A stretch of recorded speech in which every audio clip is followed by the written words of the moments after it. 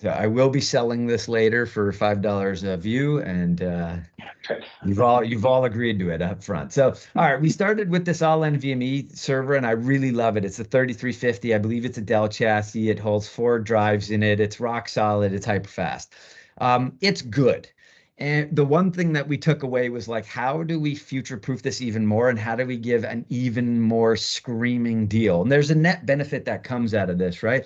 I love those cluster and I think it will do it justice, but we were reviewing a new chassis that's come out. It's a little bit larger, a 2U chassis, and it fits 12 drives in it. 3 of them will be NVMe. It's a tiered cluster with NVMe and spinning. And so why I love this is it's a way more expensive server cluster, right? You'd reduce it down to 3 and it'd be about $63,000 more expensive. But we want to eat like all of that because of what we know. Well, first, customer loyalty, and second, because the parent company's been doing some great projects and we have an end of year screaming deal we can do. So here's our thoughts on it. If we do this dual proc tiered NVMe cluster, a few awesome things happen. One, the core is significant, the processor is significantly better. First, it doubles all your cores, right? From 48 cores to 96. The CPU mark is 41,000 over 27, so it's just a 80% more performant processor, which was a concern before. And this is like if you take the existing processors you have, they spin a CPU mark of like 17,000, I believe I said. And so the performance on these is so much higher that performance becomes a thing of past.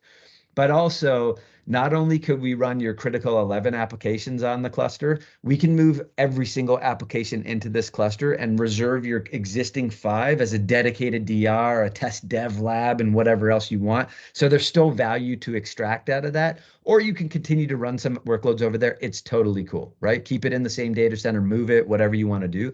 The value of using that, leveraging that existing investment as a DR, test and dev, or secondary primary production cluster enhances the value of the overall solution. And then once you were to potentially shift all of the 30 virtual machines into this cluster, you'd be able to triple your environment without having to do really anything. The only thing that we would come across is potentially the RAM, and we can just field upgrade those because there's additional slots and we can pop them in there. And those chassis go up to 2 terabytes of RAM per chassis, right? So you would effectively maybe never even need to go past this 3 node cluster for your entire, even with a 300% growth, which is why I love it. Um, Okay. some modifications that I would make is, to be honest, I went with the 4 terabyte hard drives in here, and there's 9 of them per chassis. It's only about $150 more to go to the 8 terabyte. You would go from 70 terabytes in this thing to like 130, right? And it'd just be ridiculous. Like you could, and it would cost 1,200 bucks a chassis. And Mm. if I were you in my environment, I go, I want to put everything on this and grow 300%. Yes, I would double the hard drives for about another 3 grand. And bottom line is this: it's your previous NVMe clusters at a deal was somewhere around 184. I think that's like the before tax number off of like a 254K MSRP, right? I think that includes the switches, which we gave at $0. This one slightly more expensive, but it'd be about 11, 12K more expensive overall for you guys. So your 184 would turn to like 196, and you'd be getting a 50K additional right off the top of the hardware. We'd just be able Right. to chop that off for you guys. Being able to do that is dependent on a year NPO. And I also don't want to put you in a situation where you feel rushed here. I just lose openly these discounts, granted all the things that led up to this, right? The parent company doing something, end of year deal, and customer loyalty. What we're effectively doing is I spoke to the leadership at Scale. They love you guys, obviously. They want to see you guys in Vegas with us at our annual event. Is we're buying back most, if not all, of your rate on your existing servers and just letting you keep them, is what we would do to apply the additional 50K off the 60K boost. We're just going to essentially buy back your existing stuff while leaving it there. So you can use it as a Gotcha. dedicated DR. And I love this because if I boost, even if it's keeping it at 70 terabytes and we go back to like the scan of your environment, you're using 20 terabytes raw today. So in theory, you really could go triple and hit the threshold of the 4 terabyte hard drives. But since they're so cheap, I would just double them. And of Gotcha. course, another major difference here, like this processor is in a whole different league. It's a 6426, so it's the most brand new processor that's on the market. It's hyper fast. Of course, you got 32 cores packed into a single chassis, way more gigahertz, which accommodate your peak and growth. Is the NVMe tier, I'll notice, and I want to call this out, is that it's 17.28 terabytes usable of NVMe compared to like 30. And we'd be like, oh, that's like a downfall to the org. It's not really, because as we know from the scan, we're only really actually using 4 terabytes of data. So you could run all of your production data on the NVMe tier alone and not even touch the spinners and grow 3x and just continue to use the NVMe because there's so many drives in there, right? A lot of drives, a lot of performance, a lot of growth, a lot of onboard replication and snapshotting, a lot of archival, a lot of retention, a lot of room for growth. And instead of having the split environment, it's like we'll use the 5 for true DR, which adds a net benefit. Now, you can also then, there's a benefit too, is like Acronis, we have a license where it's per chassis and it's unlimited virtual machines. And because we're cramming all of that into bigger chassis, right? The licenses become less. And it's like $5,000 for 5 years of Acronis unlimited license. So instead of 4 servers having to license with Acronis, $20,000, list price, it's 3, $15,000, and you can do 120 virtual machines easily on this thing, right? Depending on the resources you throw at it. Acronis becomes $15K. You can actually snap your Acronis backups into your old cluster, and Acronis has incredible compression capabilities, which would then carve out a storage pool in your existing 5 servers that'll be remaining. And even use either native snapshotting to do your retention or add in an Acronis layer. And then Acronis having the ability to send snapshots to 5 distinct targets simultaneously. You can send some of it to the old scale cluster, some of it to a NAS, some of it to an Acronis cloud, some of it wherever you want to. And it just adds a super cost-effective BCDR implementation alongside that as well. If you don't want that agentless experience, that Acronis piece, totally get it. Anybody else, Veeam and all these things, I love them all, hate them all equally, like I said, but it's just agent-based deployments, and that's just the bottom line. So, but Acronis becomes really compelling at that point, and they have an incredible ransomware detection capability built into their software, which just adds to their value proposition. And it's worth considering from a price and a performance perspective as well. So and Mike can say it for himself, but this, when I said on the phone before, oh, the NVMEs, it's a rocket ship, this is going to be night and day experience. When we put together the 5450 and I go, we can do it for how much of an increase? I go, this is easily my new favorite design, where the only reason you would call us if we did upgrade the air to 8 terabytes is to go, can I just get a couple more sticks of RAM? And that would be it. Unless you go 400% in the next 5, 6, 7 years, then maybe I might tweak something a little bit more. But yeah, that's what I would. The 5450 became my favorite with the credits and the rebates and everything we could do easily, hands down. It's game over at that point. And then you see fleet management, these things, it's like performance and monitoring capabilities. I mean, you wouldn't even have to with this cluster because you could throw anything at it. But, we have reporting, observability, monitoring that's coming in Fleet Manager. We're going to give it to you completely for free, which I think is going to alleviate some of those concerns with observability capabilities. We've really expanded in that, and fleet management has become really just a hot product for us. And yeah, we want to get it in your hands, and I think it's going to alleviate a lot of concerns there. Plus, managing the 2 clusters, you can do it in our single pane of glass Fleet Manager, and I think you guys are going to love it. But yeah, okay. That's the take on this. And the only catch is not to push you, because I want you to have your time to do your due diligence and feel like you're making a really good decision. This is what I know as a loyal customer to us. We feel like this would be a very, very good decision, and we can do it at a rock solid price. I just lose the pricing at the end of the year. So if you're like, yes, I love it, undeniably, it's so good, everybody agrees, we can work to help do stuff creative at the end of the year to keep the pricing. So we can talk about that. It's like submitting a PO and what did it all mean and how we can make that work. We can spend a bit of time talking about that. But first, I want to make sure you have a chance to go. Undeniably, this is the right solution for us. So questions, thoughts, things you want to see, anything you want to ask, anything I made, clear as mud that I need to clear up? One question would be, so if we're going to have 2 clusters and one is going to be used for DR, would we need would we need to have any additional licensing for that DR cluster? And would we need to use Acronis for that, or would it all be kind of built into Scale? Like, I'm thinking like, okay, we had some sort of incident, whatever it is, maybe a massive failure or something like that. Do we need to have both clusters of at once so that there's like real-time replication, or like what does that look like? Yeah, so I mean, and Mike, answer if I go awry here, but if you went with Acronis, right? Let's talk non-Acronis first. It's you would have snapshots going to the cluster, the existing cluster, using native scale replication. And in the event something catastrophic happened to two of the servers, the new ones, right? You would just be able to boot those snapshots up in your DR server, and there'd be nothing else because you've already paid for 3 of the 5 till the end of 2026 and 2 of the 5 till the end of 2024. You need nothing else from scale computing.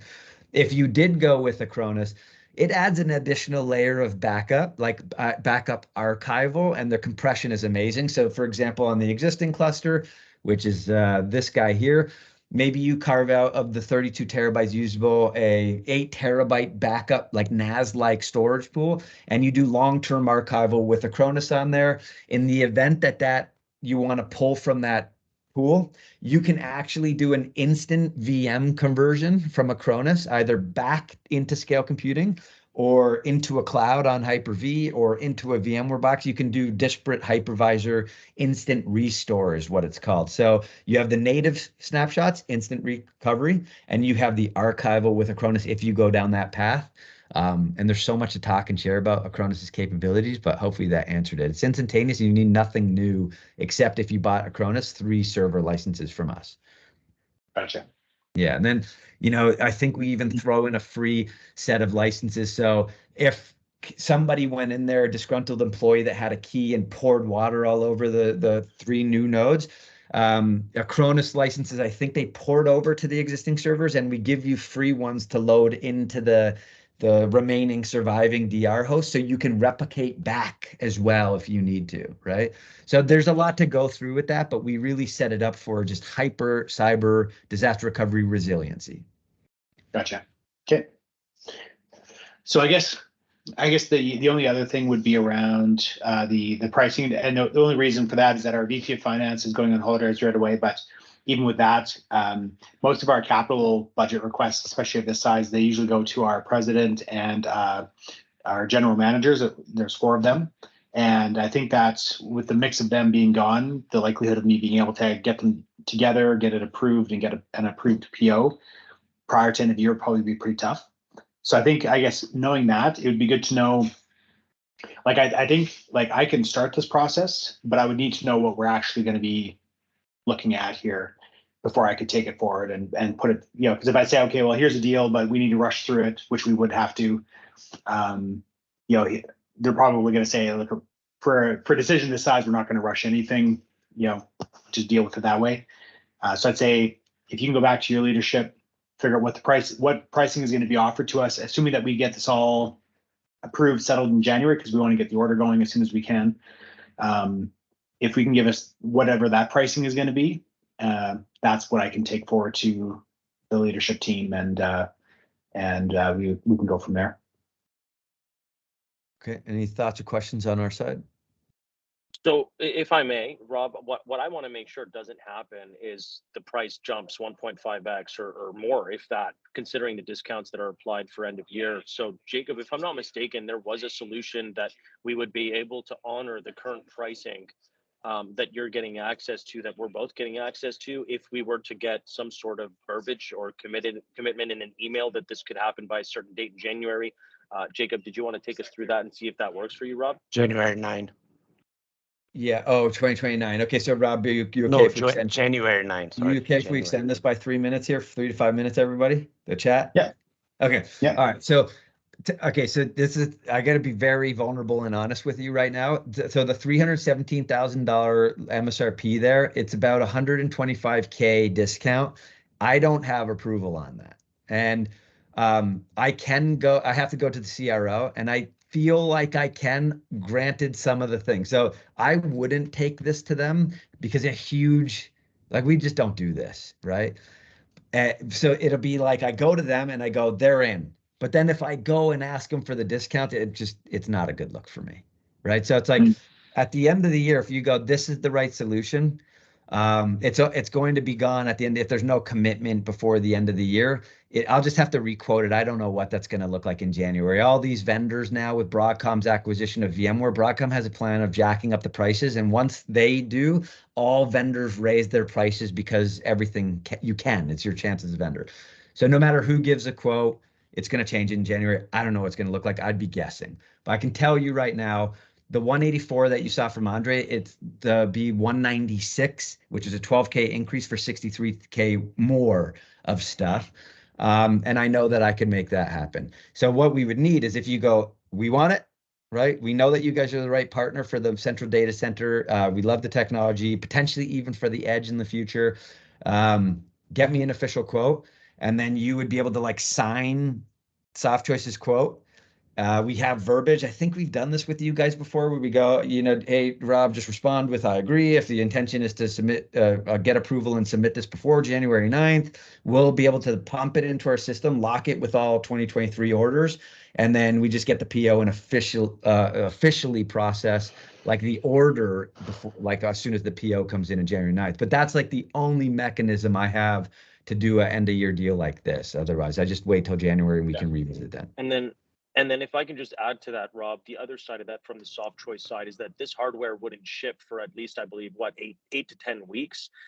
We wouldn't issue an invoice until that time that it ships. And then, of course, you wouldn't be out any funds until the net 30 days starts from the time of shipment of the hardware. So that gives you some segue, gives you some lenience in terms of when the funds have to be dispersed. But at the very least, you're taking advantage of the discounting that Scale and Softchoice has access to before year end.